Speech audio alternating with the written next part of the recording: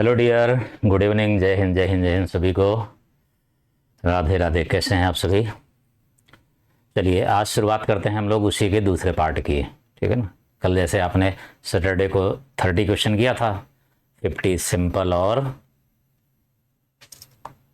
Conceptual questions. ठीक है ना। सिंपल 50 और सिंपल और कॉन्सेप्चुअल क्वेश्चन आप लोगों ने किया था, और हमने उसमें कहा भी था कि मेथड जिससे गलती फिर नहीं होगी उस मेथड को जो यूज करना है आपको। मैं हर बार बोलता हूँ और आप लोग जो है अभी से उस चीज़ को अनवरत करते रहिए। मतलब ये कि मेथड और कुछ नहीं है, अलग से वही मेथड सब पढ़ने हैं, सब कुछ वही करने हैं, बस वर्किंग मेथड अलग है जिससे गलती दोबारा ना हो उसको पढ़ना है क्या वो ये है कि जब आप किसी भी क्वेश्चन को पढ़ते हो तो कभी कभी सरसरी निगाह से देखने में, एकदम देखने में कोई ना कोई चीज़ मिस कर जाती है, उससे गलती हो जाती है।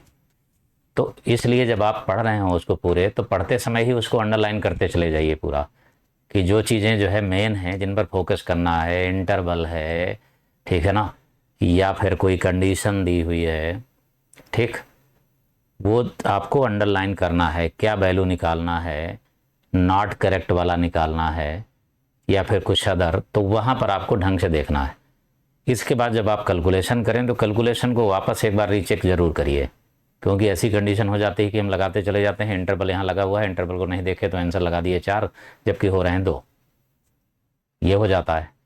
फिर जब आप ऑप्शन लगा रहे होते हैं तो कभी कभी ऑप्शन जो है मैचिंग हो जाती है दो ऑप्शन की। ऐसे लगता है कि जो है 2-4 ऑप्शन में से 2 ऑप्शन आपको जो लगे कि नहीं ये तो कभी नहीं हो सकते, उनको कट कर दीजिए पहले ही, उन पर आपका ध्यान नहीं जाएगा। अब 2 ऑप्शन जो बच रहे हैं उन पर फोकस आपको करना है कि दोनों में कौन सा एक्चुअल है। तो जहाँ ये कंडीशन आ जाए तो उसको थोड़ा सा और समय दे कर समझिएगा।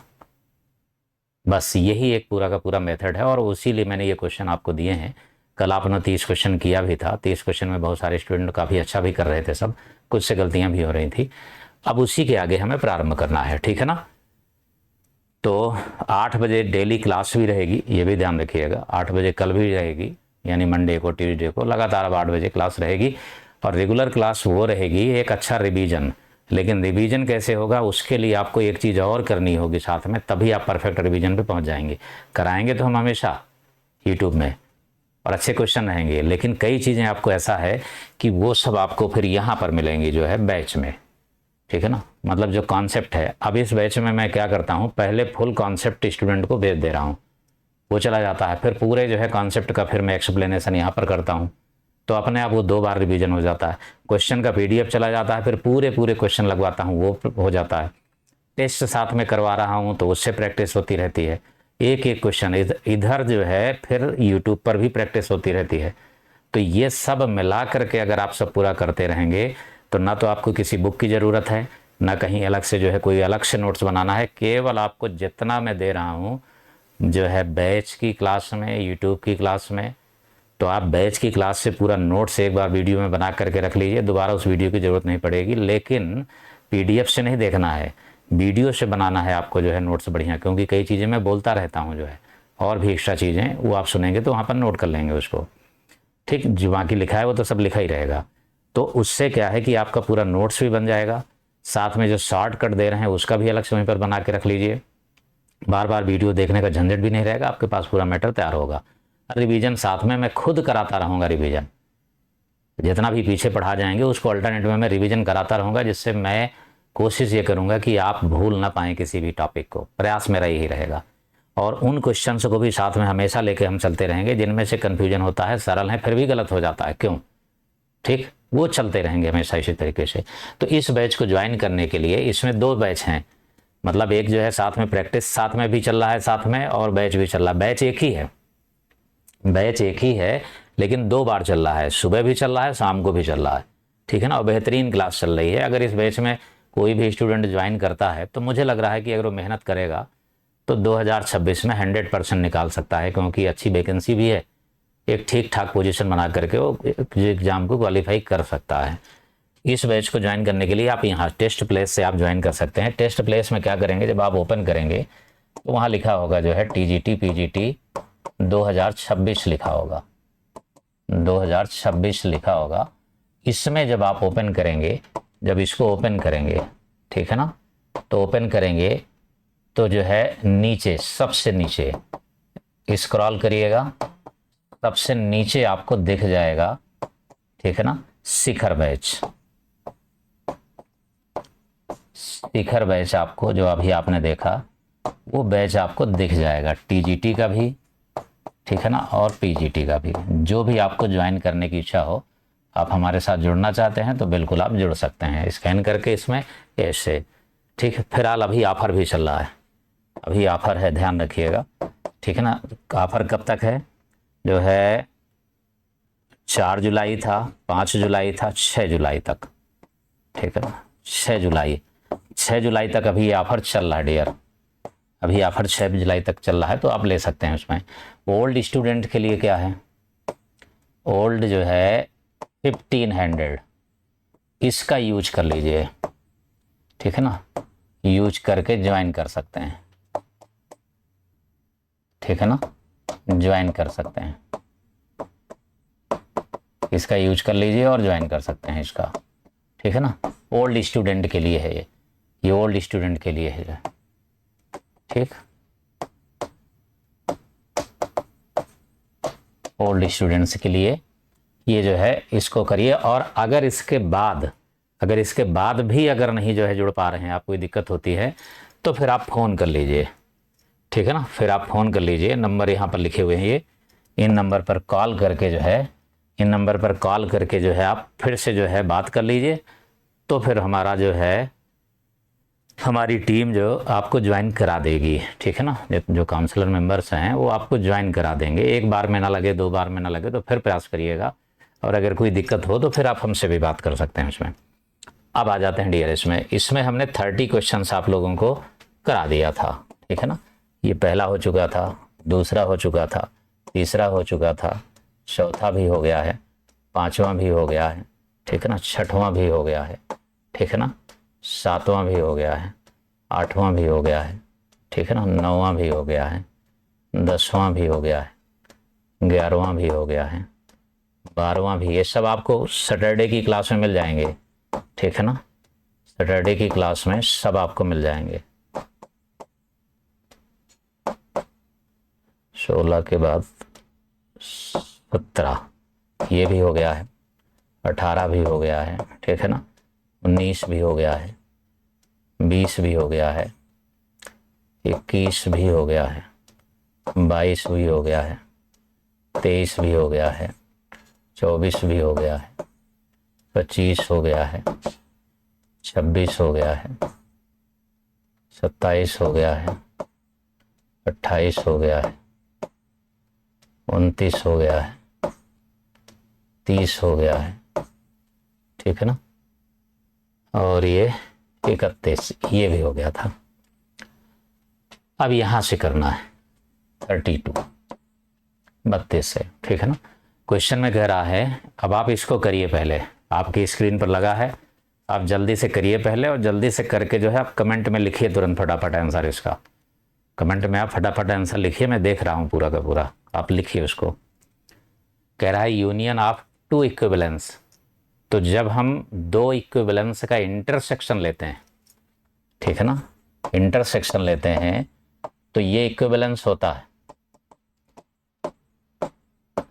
यानी तुल्यता संबंध होता है, ये जो है तुल्यता संबंध होगा, ठीक है ना, ये तुल्यता संबंध होता है। बट R1 यूनियन R2 में भी हो सकता है और नहीं भी, ये हो सकता है और नहीं भी हो सकता, तो ये तब होगा जब R1 सबसेट हो R2 का, या फिर R2 सबसेट हो R1 का, मतलब R1 पूरा R2 के अंदर हो, या फिर R2 R1 के अंदर हो, तो ही हो सकता है, ये दोनों नहीं होंगे, ठीक है ना, हो गया। चलिए अब अगले नंबर पर आ जाइए, क्वेश्चन नंबर 33 में कह रहा है कि the number of distinct partition of a set 4 elements given by the Bell number 4, what is the value of B4, ठीक है ना। तो बेल नंबर जब इसमें से लिखा है, तो बेल नंबर में क्या होता है, जैसे कि सपोज करिए A = लिखा हुआ है इसमें से, 1 2 3 ये लिखा हुआ है। तो जब बेल नंबर निकालेंगे तो एक ट्रायंगल फॉर्म में बनाएंगे इसमें से। तो हमने कल आप लोगों को ये पूरा का पूरा बताया था डिटेल कि कैसे होता है। तो जब हमारे पास ये होगा तो फिर B3 हमने आपको बताया था कि 5 होगा, ठीक। B3 हमारे पास क्या होगा, 5 होगा। जब हमारे पास सेट में 4 एलिमेंट्स होंगे 1 2 3 4, तो फिर बेल नंबर 4 ये इक्वल टू 15 हो जाएगा। ये हमने कल पूरा डिटेल आप लोगों को बताया था। तो ये आंसर हो जाएगा। याद भी रखना है इनको। निकालने में ये है कि जैसे सबसे पहले जैसे ये है 1, तो 1 हमने लिखा, फिर इसी को दोबारा यहाँ कर देंगे, इन दोनों को जोड़ करके यहाँ लिख देंगे, ठीक है ना। फिर यहाँ पर इसको 2 लिखेंगे, ठीक है ना। 2 1 को जोड़ करके 3 लिख देंगे, फिर अगला ये लिख देंगे 5। ऐसे क्रम से चलता जाएगा ये ट्रायंगल, और यही डायगोनल बनता चला जाएगा। जो डायगोनल के एलिमेंट्स आएंगे, ये जो डायगोनल के एलिमेंट्स आएंगे यही बनता चला जाएगा, ठीक है ना। अब इसी तरीके से जैसे ये दोनों को जोड़ करके 3 लिखा, फिर इन दोनों को जोड़ करके आगे कर दिया, यही सीरीज आगे चलती चली जाएगी इसी तरीके। तो 5 है, फिर 15 है, फिर 52 है, ऐसे आता चला जाएगा, ठीक। नेक्स्ट नंबर पर आ जाइए, 34 पर। 34 में क्या है कि कह रहा है कि set of N elements then total number of binary. अब बाइनरी आप अच्छी तरीके से जानते हैं कि उसमें से जो है 2 सेट एक साथ रहते हैं, यानी डोमेन में 2 रहते हैं। अब डोमेन में 2 रहेंगे तो ये तो सबसेट का है, n स्क्वायर ये होता ही नहीं है, 2 टू पावर n स्क्वायर, यानी नंबर ऑफ सबसेट बाइनरी का ये होता है। फार्मूला आप लोगों को याद होना जरूरी है। फार्मूला होगा तो इस क्वेश्चन में कोई दम नहीं है, ठीक। नहीं याद होगा तो गलतियां कैसे हो रही हैं। तो पहले आप जो है पूरा लगाइए, फिर इसके बाद हमारा आंसर देखिए, ठीक। क्वेश्चन नंबर 35 पर आइए। 35 में लिखा है कि सेट में n एलिमेंट्स हैं, किसी समुच्चय में n एलिमेंट्स हैं। The number of relation on A that are both reflexive and symmetric. जो दोनों हो, रिफ्लेक्सिव और सिमेट्रिक दोनों होना चाहिए, ठीक है ना। सिमेट्रिक में क्या होता है, 2 टू पावर n प्लस 1/2 ये होता है। ये होगा नहीं, ये होगा नहीं, ठीक है ना। ऐसा रिलेशन जो ओनली सिमेट्रिक है, से नंबर ऑफ सिमेट्रिक है, तो ये होता है 2 to power n plus 1/2। Reflexive होता है 2 to power n square minus n। और जो रिफ्लेक्सिव सिमेट्रिक दोनों होते हैं वो कौन सा होगा डियर, ऑप्शन ए होता है। याद है ना सभी को, क्या होगा, ऑप्शन ए। भूलिएगा नहीं, भूल जाने में ये गलती होने के चांस बन जाएंगे। 36 में आ जाइए। अब कह रहा है कि ई रिफ्लेक्सिव यानी रिफ्लेक्सिव ना हो, ठीक है ना।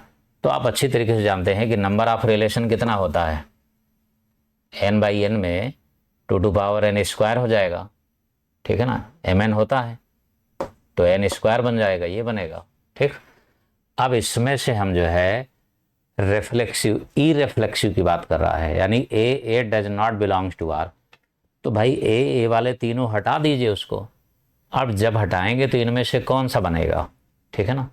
जल्दी से बताइए, तुरंत फटाफट लिखिए कमेंट में। मैं सभी का कमेंट देख रहा हूँ, ठीक है ना। आप ये मत सोचिएगा कि सर देख नहीं रहे हैं, मैं देख रहा हूँ, कमेंट में देख रहा हूँ, बस जल्दी से आंसर लिखिए। आप सिंपल सा है, ई रिफ्लेक्सिव है ना। ई रिफ्लेक्सिव का मतलब है कि जो है स्वतुल्य नहीं होगा, लिखा भी है, a does not belongs to are.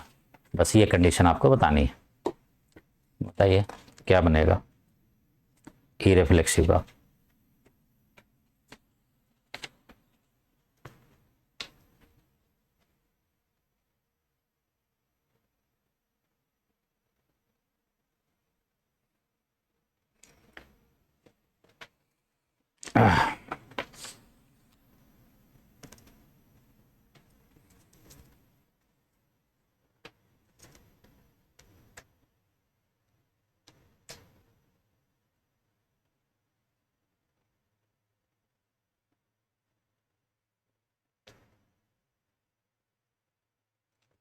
क्या होगा, ये वाला पार्ट, यानी रिफ्लेक्सिव के पार्ट को हम इसमें से माइनस करके लाएंगे तो ये वाला बन जाएगा आराम से, ठीक है ना। रिफ्लेक्सिव, ई रिफ्लेक्सिव यानी रिफ्लेक्सिव ना हो, बाकी सब चीज़ें हों, तो माइनस करके लाएंगे तो ये वाला बन जाएगा। ये रिफ्लेक्सिव है पूरा, n(-1) इतने रिफ्लेक्सिव होंगे, ठीक है ना। और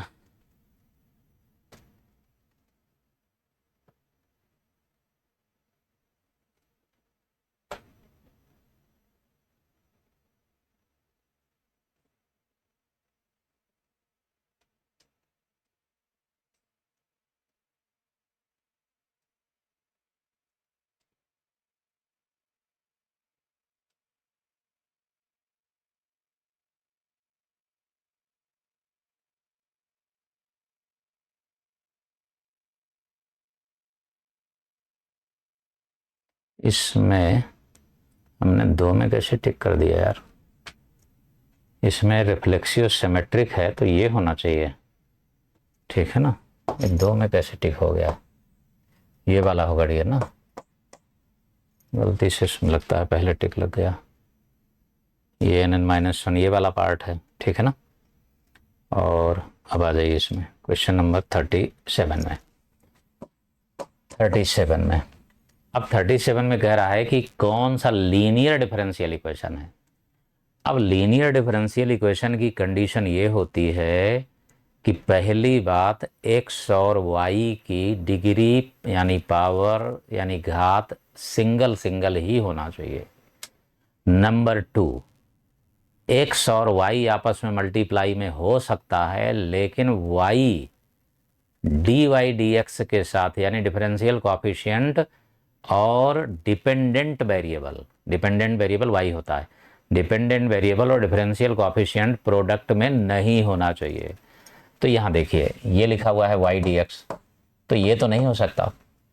यहाँ y² लिखा हुआ है तो ये भी नहीं हो सकता, ठीक है ना, ये भी नहीं हो सकता, ठीक, ये भी नहीं हो सकता। अब यहाँ देखिए ये साइन y है, तो भाई लीनियर का तो काम ही समाप्त हो गया, ये भी नहीं हो सकता।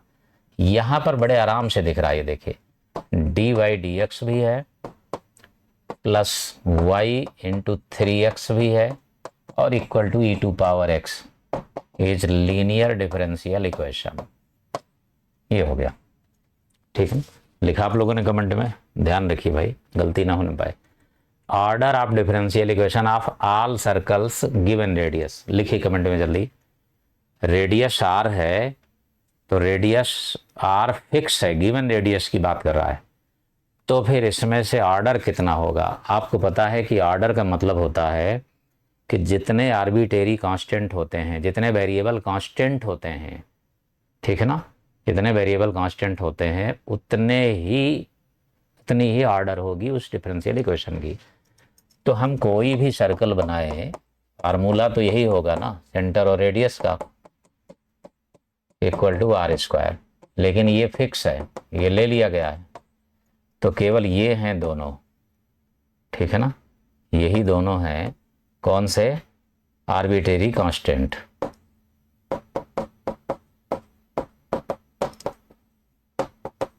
आर्बिट्रेरी कांस्टेंट हैं, इसलिए ऑर्डर हो जाएगा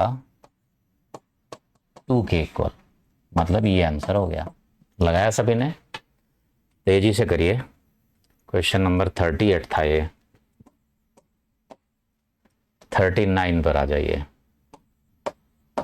39 में कह रहा है the number of arbitrary constant in a particular solution, arbitrary constant of particular solution of A third order differential equation, यानी एक थर्ड ऑर्डर का डिफरेंशियल इक्वेशन है, ठीक है ना, लेकिन यहाँ पर्टिकुलर सॉल्यूशन है। ध्यान रखिएगा दोनों बातें, जनरल सॉल्यूशन में जितने आर्बिट्रेरी कांस्टेंट होंगे उतना ही ऑर्डर होगा, जितना ऑर्डर होगा उतने ही आर्बिट्रेरी कांस्टेंट होंगे, यानी कि स्वेच्छाचार जिसको कहते हैं हम, आर्बिट्रेरी कांस्टेंट कह सकते हैं, वेरिएबल कांस्टेंट कह सकते हैं।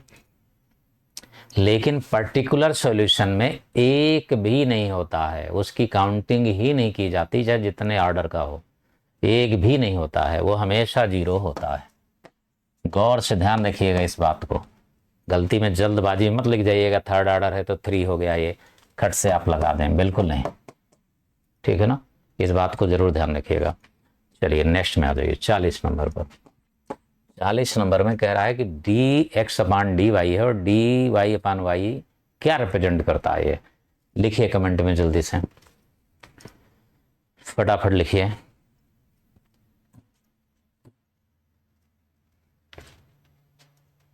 सॉल्व कर लीजिए।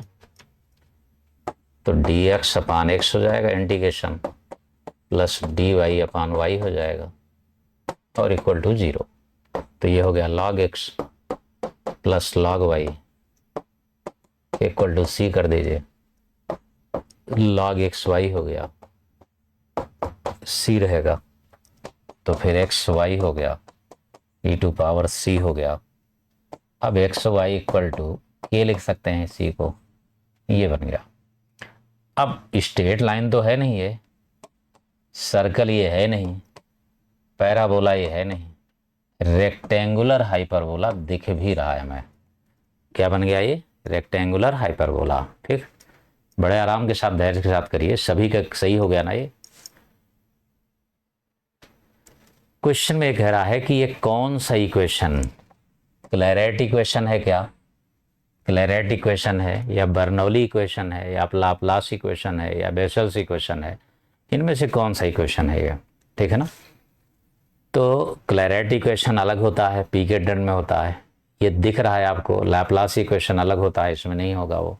ठीक है ना। बेसल्स इक्वेशन अलग होगा, वो भी नहीं इस फॉर्म का है।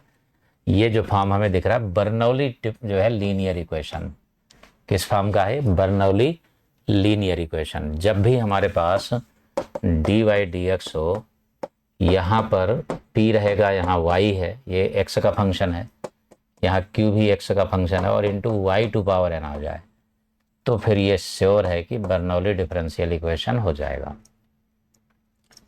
41 क्वेश्चन था ये। 42 पर आ जाइए, बताइए।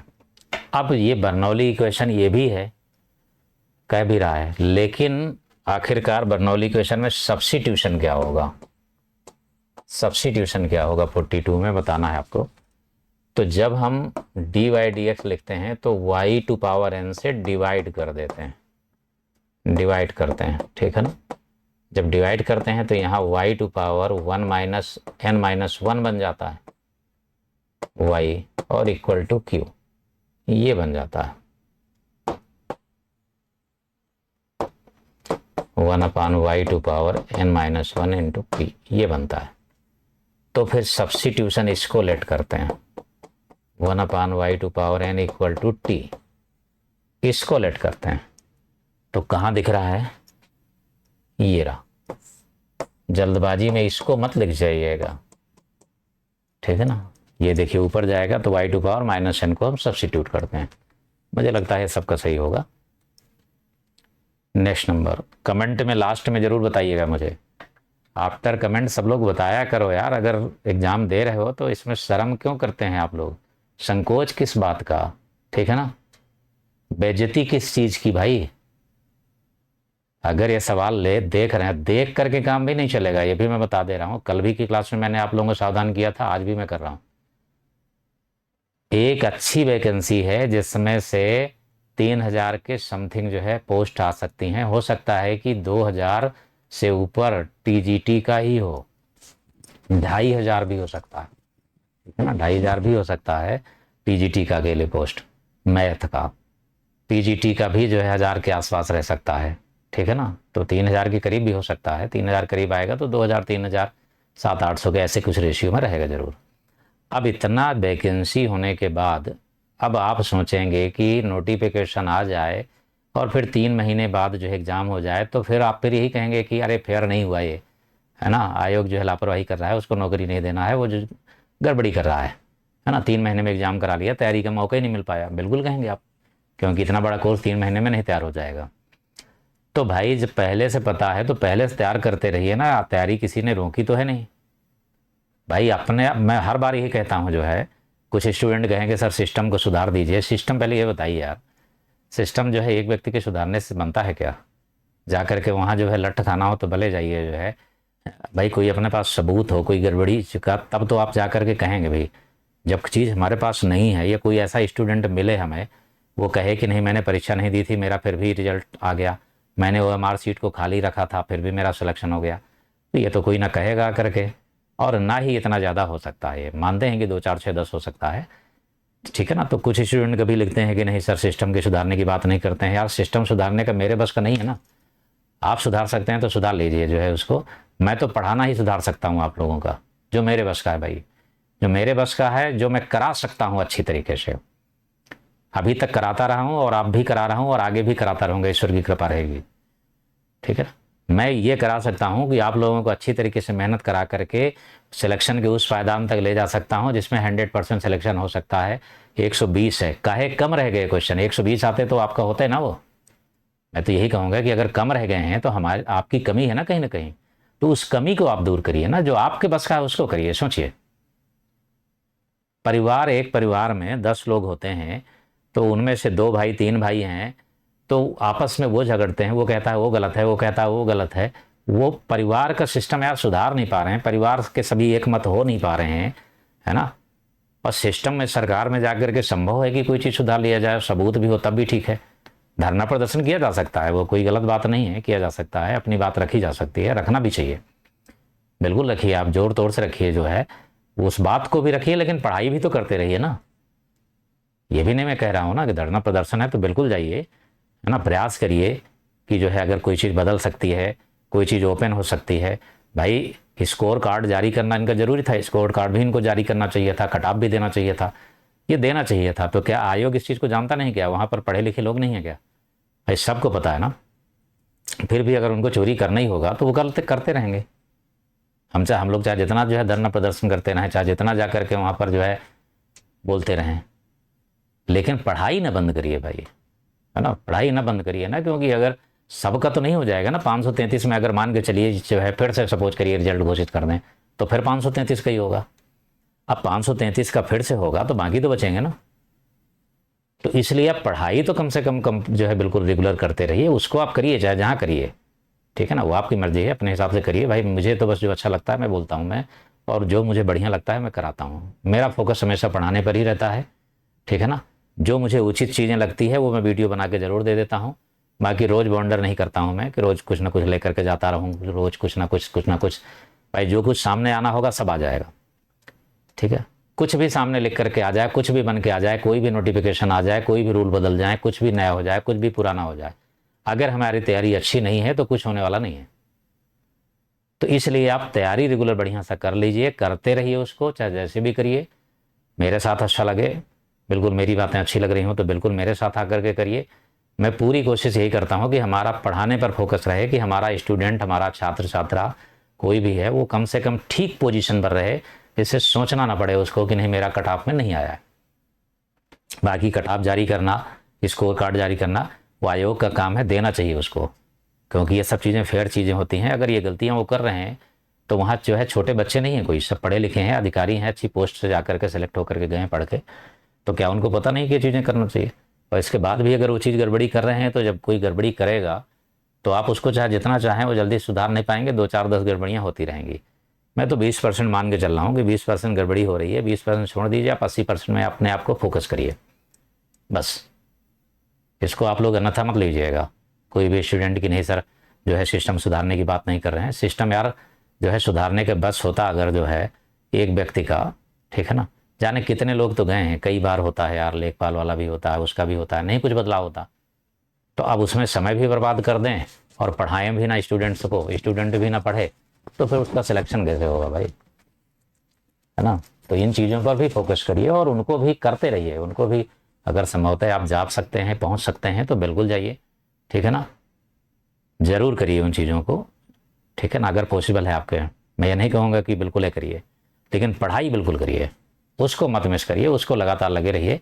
कि अगर इसमें सुधार नहीं हो पाया भाई, सफलता असफलता लगी रहती है। अब जरूरी नहीं है ना यार कि इसी में सिलेक्शन हो जाएगा फिर आगे नहीं होगा तो ज़िंदगी बंद हो गई यहाँ, ठीक है ना। फिर प्रयास करिए, अगले वाले में हो जाएगा जो, ठीक है ना।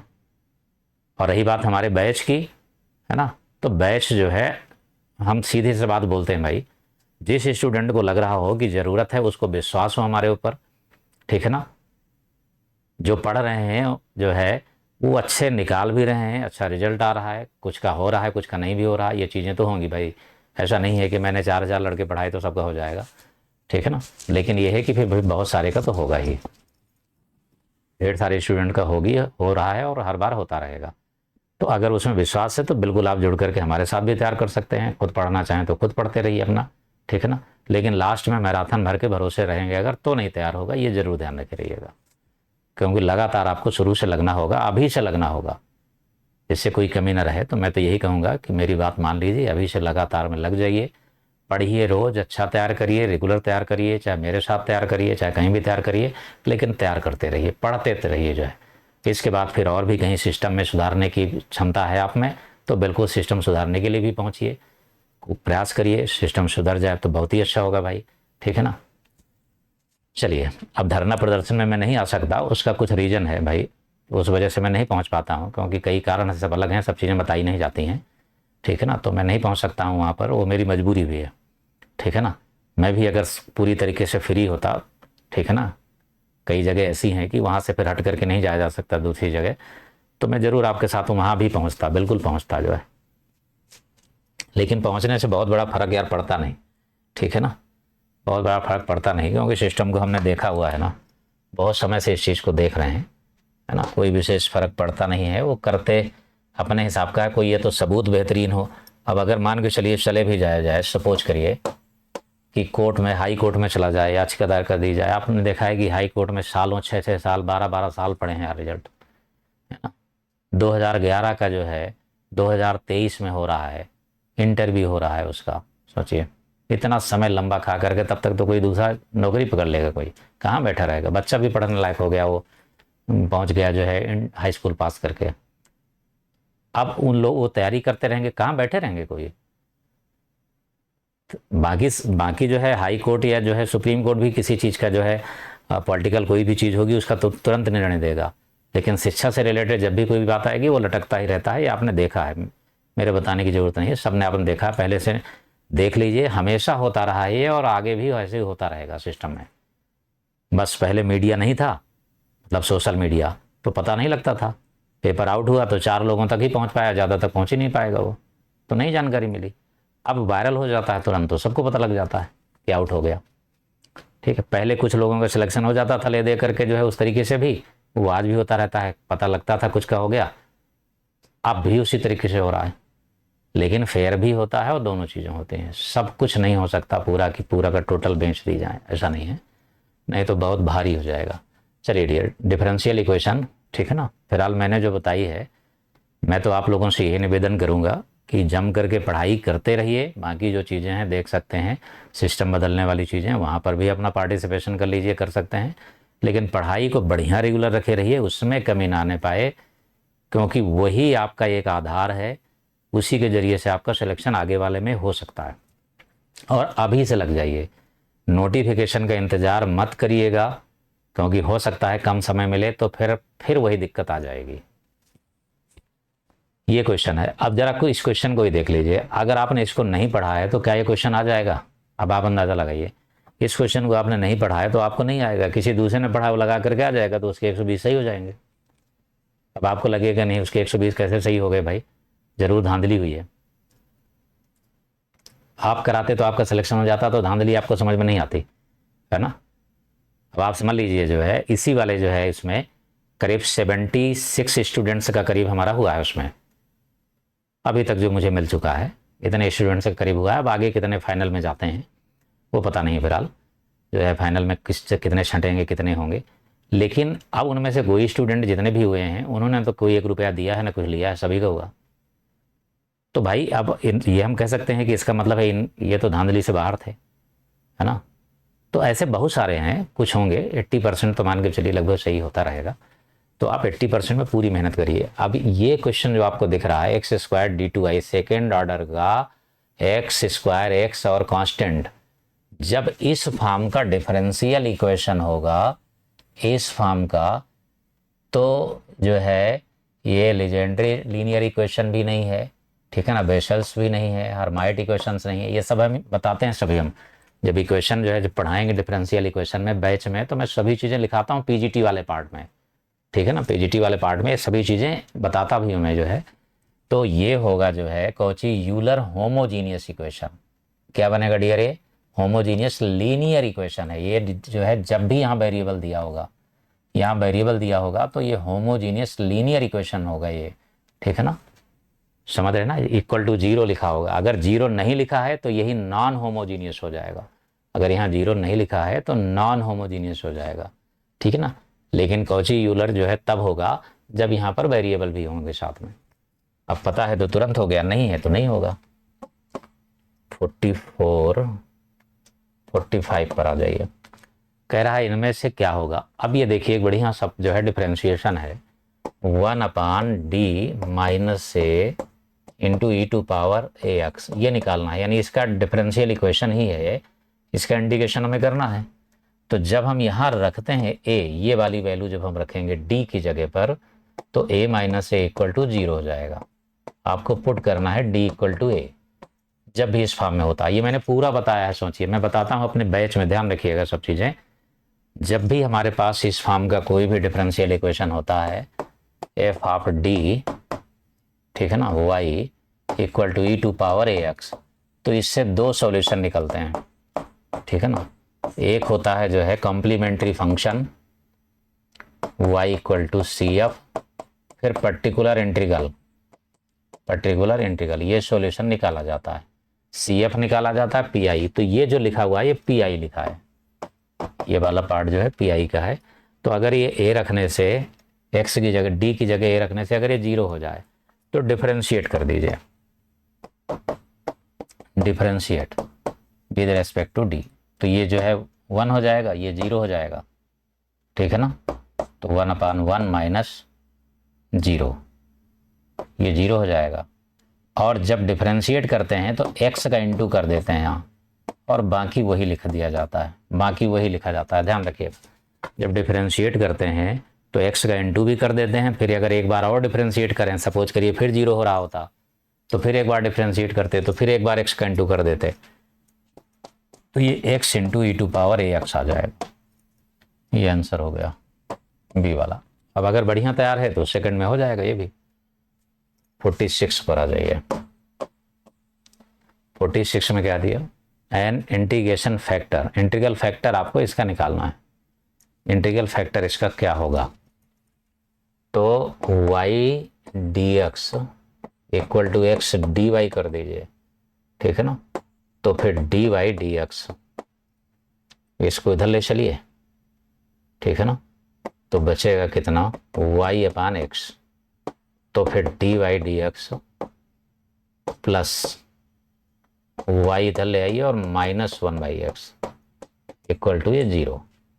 अब आपको इसको लेना है इंटीग्रल फैक्टर के लिए, तो e to power -1/x dx, तो e टू पावर क्या जाएगा, माइनस लॉग x, ये वहाँ पर ले आइए, ठीक है ना, ये -1 इधर आ जाएगा, e to power log x to power -1, तो 1/x आ जाएगा,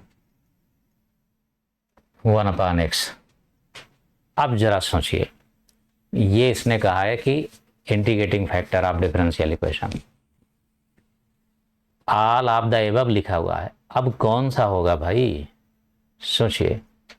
अगर हमने इस तरीके से निकाला तो लीनियर है ये, ठीक है ना, लीनियर बन भी रहा है, तो हमारे पास वैल्यू ये आ गई है ना, ये वैल्यू आई। लेकिन इसमें तो लिखा है ऑल ऑफ द एबव, या फिर ax square 1/x square 1/y square 1/xy, है ना। बिल्कुल सिंपल सा क्वेश्चन है, ठीक है ना। चलिए मैं ये वाला होमवर्क भी दे रहा हूँ, जरा देखता हूँ कि आप लोग जो है कमेंट में क्या लिख करके भेजते हैं बाद में, क्लास के बाद। क्लास में तो अभी सब आप लोग लिख ही रहे हैं, क्लास के बाद इसका आंसर जरूर लिखिएगा कमेंट में। कमेंट में आंसर मैं भी दे दूंगा बाद में, लेकिन पहले सब का कमेंट में मैं देखूंगा आंसर कि आप लोग इसका क्या लिख करके भेजते हो।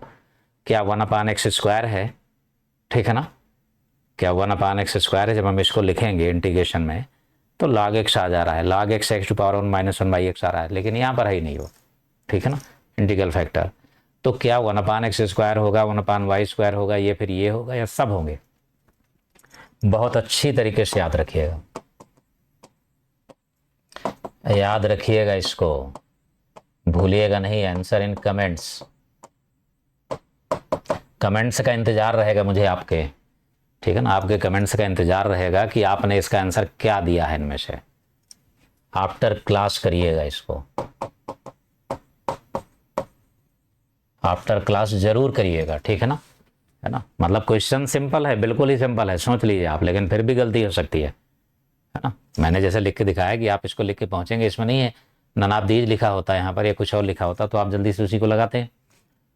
लेकिन क्या होगा इसका जरूर दीजिएगा कमेंट, ठीक है ना। और सभी लोग लाइक जरूर कर दीजिएगा। अगर लगता है कि आपके लिए मैं बढ़िया मेहनत कर रहा हूँ, अच्छा कर रहा हूँ, तो आप ज़रूर मुझे कमेंट करके भी बताइए, जिससे मैं फिर कम से कम और अच्छे अच्छे क्वेश्चंस, एक अच्छी प्रैक्टिस आप लोगों को यूट्यूब पर कराता रहूँगा। इसके लिए आपको लिखना पड़ेगा कमेंट में भाई। जब आप लिखेंगे, जब आप लोगों का उत्साह देखेंगे भाई हम, कि आप लोगों का भी मनोबल अच्छा है, आप करना चाहते हैं, तो फिर हम भी ज़रूर लगेंगे उसमें, आपके साथ बिल्कुल लगेंगे, पूरे तन मन से लगेंगे जो है।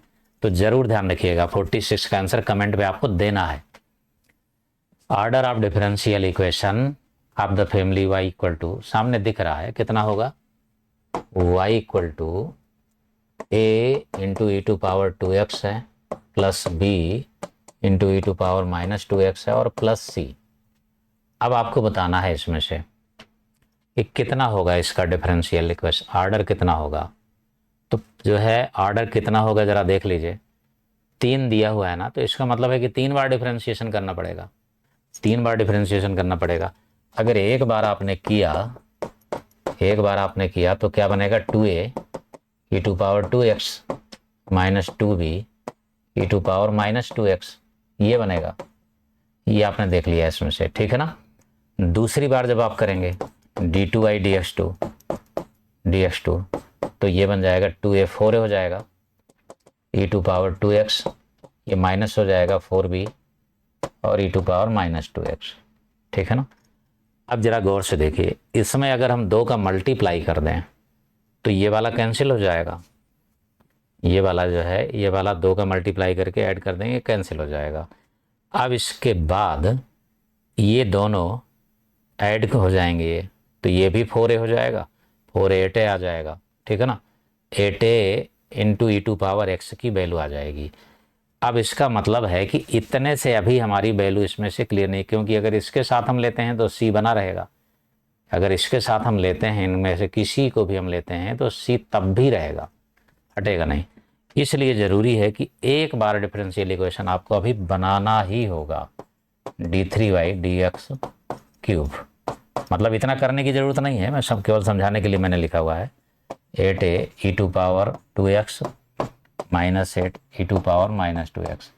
अब ये थर्ड इक्वेशन हो गया। तीनों की जो है हेल्प से आप इसको भी वैल्यू अब निकाल लेंगे, अब इन दोनों को कर लेंगे, तो जिससे क्या है कि 2 इक्वेशन मिलेंगे तो उसकी वैल्यू आ जाएगी, कुल मिलाकर के 3 ऑर्डर होगा इसका, ठीक है ना।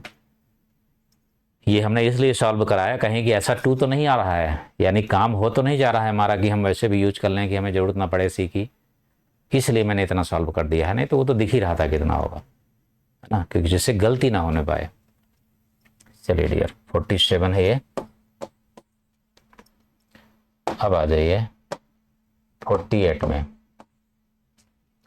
कह रहा है कि dy dx equal to root Y with Y 0 equal to 0, Y 0 equal to 0 भी है, और dy dx इक्वल टू है आपके पास रूट वाई। तो फिर dy रूट वाई हो गया, dx हो गया, इंटीग्रेशन करेंगे आप तो 1/√y का क्या हो जाएगा, 2√y, 2√y इक्वल टू कितना, x प्लस c हो जाएगा, ठीक है ना। तो अब ये बन गया 4y² भी आप कर सकते हैं इसको। अब वैल्यू रख दीजिए इसमें, x equal to 0, y equal to 0, तो ये हो जाएगा 2√y, ठीक है ना। ये वाला 0 आ जाएगा, ये भी 0 इक्वल टू ये भी 0 प्लस c, तो c इक्वल टू 0 हो गया, तो 2√y इक्वल टू x आ गया, तो फिर y इक्वल टू हो जाएगा x² बाई 4, या फिर x² equal to 4y, x² equal to 4y। अब ये एक पैराबोला का इक्वेशन है, पैराबोला का इक्वेशन है। अब आपको इसमें बताना है कि कितना सॉल्यूशन होगा।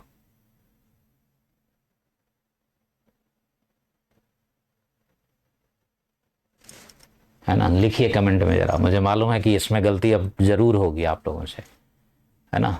चलिए लिखिए कमेंट में, देखता हूँ किसका सही होता है। लिखिए, जल्दी लिखिए।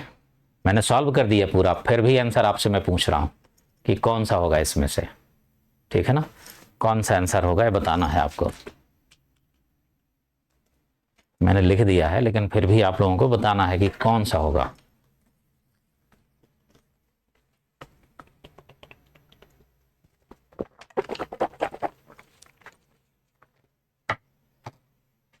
सॉल्यूशन निकालने का तरीका तो एक ही होता है ना डियर, कि लेफ्ट LHS और RHS दोनों बराबर रहें, वही सॉल्यूशन होता है क्वेश्चन का। अब यहाँ तो x की वैल्यू y की वैल्यू रखते चले जाएंगे तो बराबर होगा ही, y रखेंगे तो x आएगा, x रखेंगे तो y आएगा, सीधा सीधा तो इनफाइनाइट सॉल्यूशन हो गया। सोच लीजिए आप, यानी कितना अलग क्वेश्चन था, सिंपल का सिंपल था बिल्कुल सॉल्व करने में, लेकिन इनफाइनाइट सॉल्यूशन आंसर आ रहा है इसका। गलती से कुछ भी लग सकता था, मुझे मालूम था कि आप क्या लगाते हैं, नो सॉल्यूशन या फिर एग्जैक्टली टू सॉल्यूशन, फिर या फिर यूनिक लगाते हैं आप, है ना। ठीक है ना। क्वेश्चन नंबर, चलो भाई 49 में अब इसमें क्या है कि सब्स्टिट्यूटिंग जो है इसमें कह रहा है e to power Z X equal to e to power Z में, तो इसमें एक्सिलरी इक्वेशन की बात कर रहा है। तो एक्सिलरी इक्वेशन में ज़्यादा सोचना नहीं होता। इसमें ये d है तो ये d स्क्वायर हो गया, ठीक है ना। ये d है, 3 भी है तो 3d हो गया, यहाँ पर ये 3 है तो +3 हो गया इक्वल टू 0। अब आप देख लीजिए कौन सा बनना है इसमें से, ठीक है ना। m square minus 3m + 3 equal to 0, ये हो गया, ठीक है ना। तुरंत बन गया ये, मतलब इसमें से अलग करने की ज़रूरत नहीं है ना। लेकिन जब आप सॉल्व करेंगे तो एक्सिलरी इक्वेशन सॉल्व करने के बाद फिर आपको ऐसे बनाना है इसमें से, ठीक है ना। चलिए अब आते हैं अगले क्वेश्चन पर। चलो भाई कुछ थोड़ा सा और रह गए हैं, है ना। समाप्त कर दिया हमने लगभग। अभी क्वेश्चन हमने काफ़ी बनाया है लेकिन अब आज समय नहीं है ज़्यादा कराने का, तो इतना ही रखेंगे। इसके बाद फिर आप लोग जो है नेक्स्ट क्लास के लिए तैयार रहिएगा, बाकी दूसरे में होंगे। क्वेश्चन नंबर 50 पर आ जाइए।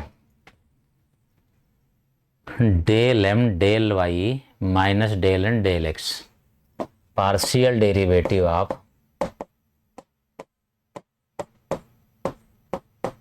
और equal to fx into n, ये फॉर्म लिखा है। एग्जैक्ट डिफरेंशियल इक्वेशन में इंटीग्रेटिंग फैक्टर जब भी हम निकालते हैं IF तो एक ही होता है, e to power fx dx, यही होता है। कहाँ लिखा है भाई, ये तो है नहीं, ये तो है नहीं, ये तो है नहीं, कौन सा हो गया, ऑप्शन ए हो गया। अब सोचिए ये लिखा है, अब इतने में कंफ्यूजन हो सकता था आपको, लंबा, इतना लंबा कंफ्यूजन हो सकता था कि एग्जैक्ट डिफरेंशियल इक्वेशन की जब बात आएगी इसमें से, ठीक है ना। एन का मतलब वहाँ पर जो वैल्यू दी होगी वो जो यहाँ एन होगा वही फंक्शन वहाँ पर भी हो सकता है, ठीक है ना, एक्स के रिस्पेक्ट में। तो ये भी एक जो है डिफरेंशियल इक्वेशन है, एग्जैक्ट है। Integrating factor e to power fx dx ही होगा एक्स के रिस्पेक्ट में वो। कुछ और बचे हैं क्या यार, कितने, 2 बचे हैं, कर लीजिए 2 और। 51 एक क्वेश्चन हमने दिया है करने के लिए, ध्यान रखिएगा।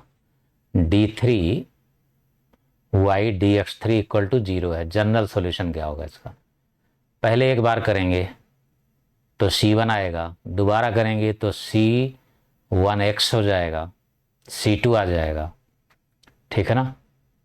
फिर तीसरी बार करेंगे, ठीक है ना, तो c3x² आ जाएगा। मतलब ये बन रहा है m³ इक्वल टू 0, 0 0 3 टर्म हो जा रहे हैं, यानी m इक्वल टू 0 0 0 3 बार आ जा रहा है, रिपीटेड हो जा रहे हैं 3।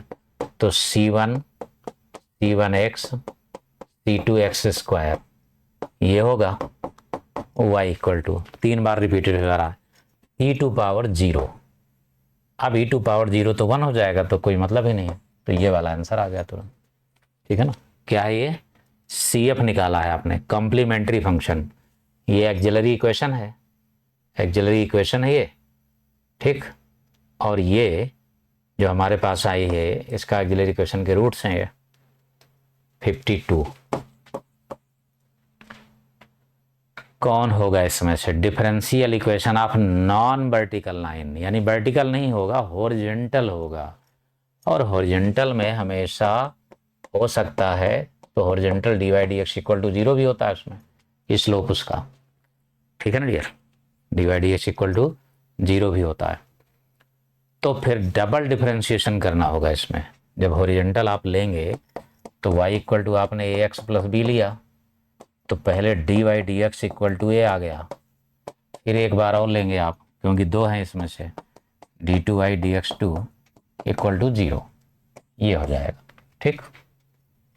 चलिए डियर, ये क्वेश्चन मैंने आप लोगों के लिए छोड़ा हुआ है ना, उसको जरूर दीजिएगा, फिर कमेंट में आंसर मैं लिख दूंगा उसका, कमेंट में आंसर लिख दूंगा मैं, पहले एक बार आप करिएगा, पहले देखें कि कितने लोगों का सही आता है, ठीक है ना।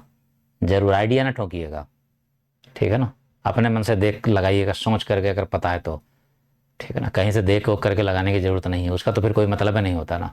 और एक बार ये भी बता दें, मैथ में आप लोग हमेशा ध्यान रखिएगा, अपने मन से लगाइएगा, देख करके भी अगर कहीं लगा रहे हैं तो पहले उसको नोट करके समझ लीजिएगा, फिर आगे बढ़िएगा, केवल छोड़ मत दीजिएगा, देख करके उस पॉइंट को नोट कर लीजिएगा अगर कहीं से आपने देखा है तो भी, क्योंकि कुछ दिन बाद वो भूलेगा, फिर आपको देखना पड़ेगा, ढूंढना पड़ेगा, फिर वही बॉल होगा।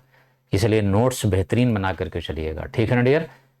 और मैं तो फिलहाल यही कहूँगा कि अभी मन लगा करके अभी से मेहनत करना शुरू करिए डियर, ठीक है ना। मेरी शुभकामनाएं हैं आप सभी को कि 2026 आपके लिए बेहतरीन वर्ष बन जाए। इतनी बड़ी वैकेंसी आ रही है तो आपका सभी का ज़्यादा से ज़्यादा सिलेक्शन हो जाए, तो इसलिए तन मन से अभी से लग जाइए और जम करके मेहनत करिए, बिल्कुल ईमानदारी के साथ करिए, पूरे विश्वास के साथ करिए और धैर्य के साथ करिए। और जो मैंने मेथड बताया आपको कि अभी से उसको लागू करना है, अभी से पढ़ना भी है और अभी से उन चीज़ों को लागू करना है कि हम क्वेश्चन को 2 बार पढ़ें, कॉन्सेप्ट को जो है ऑप्शन को भी चेक करें 2 बार, जो सॉल्यूशन किए उसको भी चेक करें, तब जा कर के आंसर को लगाएं। क्वेश्चन में अंडरलाइन करें उन जो है पॉइंट्स को जिनसे हो रहा है, जो ऊपर बनता जा रहा है उसको भी अंडरलाइन करते जाएं, ठीक है ना डियर। चलिए अब मिलते हैं कल शाम को 8 बजे, फिर तैयार रहिएगा। अब 50 क्वेश्चन तो मैं नहीं लेकर के आऊँगा क्योंकि एक दिन में नहीं हो पाते हैं, है ना, लेकिन ये है कि 20-25 क्वेश्चन रहेंगे और शानदार क्वेश्चन रहेंगे, वो भी तैयार रहिएगा, ठीक है ना। और सभी लोग एक बार लाइक और शेयर जरूर कर दीजिएगा साथियों, ठीक है ना, और कमेंट भी लिखिएगा, जिससे मेरा मनोबल भी बढ़ेगा, तो मैं भी प्रयास करूँगा फिर आप लोगों के लिए अच्छा। और बाकी जितने भी स्टूडेंट हमारे साथ जुड़ना चाहते हैं, ठीक है ना, तो बिना देर किए जुड़ जाइए, क्योंकि कल तक ही इसका ऑफर होगा। मैं बार बार देखिए बता रहा हूँ, नहीं तो फिर ऑफर समाप्त होगा, फिर आप लोगों में से कोई ना कोई कहता है कि सर कि जो है ऑफर समाप्त हो गया, अब मैंने एडमिशन लिया है ना, इसलिए मैं बोल रहा हूँ जो है कि जिससे भाई सभी को वो चीज़ मिल जाए ना। अगर फ़ायदा मिल रहा है तो मेरे लिए तो आप सभी बराबर ही हैं, है ना। मेरे हमसे जितना हो सकता है, मुझसे जितना हो सकता है उतना मैं कम करा करके आप लोगों को देने का प्रयास करता हूँ, हमेशा कहता हूँ खुद, कितना आप मेरे स्टूडेंट को कम और कर दीजिए आप जो है, जिससे किसी स्टूडेंट को दिक्कत ना पड़े भाई। हाँ बस ये है कि मेहनत करिए, सफल बन जाइए, और जब सिलेक्शन हो जाए तब कम से कम तब याद कर लीजिएगा मुझे, तब ज़रूर मेरे पास आइएगा, कम से कम मुलाकात तो होगी, तब ज़रूर ध्यान रखिएगा। फिर ना जो है सोचिएगा कि नहीं आप सर से मिलने ना जाएं, ऐसा नहीं भाई, क्योंकि मास्टर बन रहे हैं, सिलेक्शन हो जाए तो ज़रूर मिलिएगा हमें। फ़ोन भी है आपके पास, कॉल भी कर सकते हैं, व्हाट्सअप कर सकते हैं, ठीक है ना, मिल सकते हैं आकर के मुझसे यहाँ पर प्रयागराज में, ठीक है डियर। और ऑफलाइन जब शुरुआत होगी जो है, अब इस वीक में कहीं ना कहीं प्रयास करेंगे हम कि ऑफलाइन शुरू किया जाए। अगर हमारी संस्था खुल जाती है तो हम वहीं पर शुरू करेंगे, या फिर कुछ और प्रयास होता है हमारा कहीं जो है, तब देखेंगे जो है, ठीक है ना डियर। चलिए ढेर सारी शुभकामनाओं के साथ मिलते हैं फिर हम लोग कल। शुभ रात्रि।